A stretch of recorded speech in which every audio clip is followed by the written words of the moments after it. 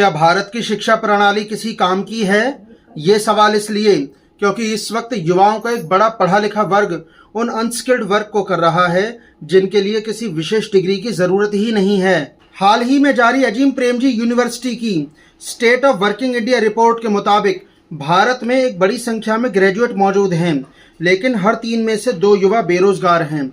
यानी उनके पास डिग्री तो है, लेकिन उसके मुताबिक उनको काम नहीं मिल पा रहा है। ये हाल तब है जब बीजेपी को सत्ता में रहते हुए 12 साल बीत चुके हैं, लेकिन जब उनको सत्ता चाहिए थी तो उन्होंने हर साल 2 करोड़ रोजगार देने का वादा किया था, लेकिन सरकार बनने के बाद पार्टी की ओर से इस मामले पर कोई पहल नहीं दिखाई देती है। सरकारी आंकड़े भी बताते हैं कि मई 2026 में देश में बेरोजगारी दर बढ़कर 5.5% हो गई थी, जो अप्रैल में 5.2% थी।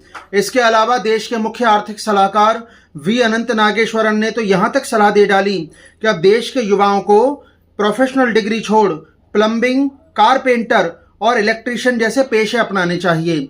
अब इस पर यही कहा जा सकता है कि जब इनकी सोच इस तरह की है तो ये देश के लिए किस तरह की आर्थिक नीतियां बनाएंगे, इससे आप भली भांति अवगत हैं। भारत का मौजूदा हाल ये है कि जो युवा घर घर जाकर फूड डिलीवरी करते हैं उनमें एक बड़ी संख्या ग्रेजुएट और टेक्निकल ट्रेंड की है।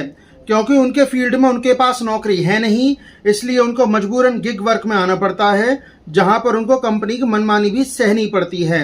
अंत में बस यही कहा जा सकता है कि किसी देश की अर्थव्यवस्था कैसी रहेगी ये वहां की सरकार की कार्य प्रणाली पर निर्भर करता है।